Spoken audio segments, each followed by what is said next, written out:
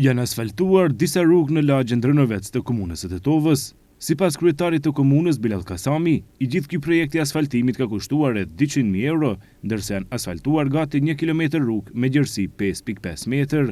Sot këtu nga lagja Drënovec jemi për të promovuar realizimin e asfaltimit të rrugëve 152, 153, krahun e rrugës 154 dhe rrugën 155.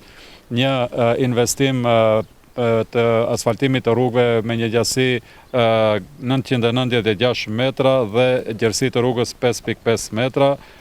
Një investim që ka kushtuar mbi 12 milion denar apo 200.000 euro. Me këtë edhe këtë pjesë të qytetit asfaltojmë rrugët, rrjetin kryesor të rrugëve dhe përmirësojmë jetën e qytetarëve. Kasami tha se pas zgjidhjes së këtij problemi të kahumotshëm për banorët e Drënovecit, do të vazhdohet tutje me projektet e tjera infrastrukturore, aty ku paraqitet nevoja.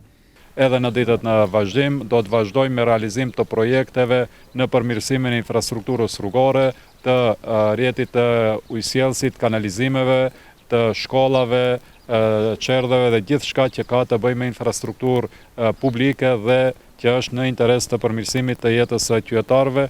Kjo tregon fokusin ton që edhe këtë mandat të shfrytëzojmë për të punuar në të mirë të qytetarëve. Kujtojmë se gjatë fushatës politike për zgjedhjet lokale të vitit 2025 u nisën shumë projekte, disa prej të cilave ende nuk kanë përfunduar.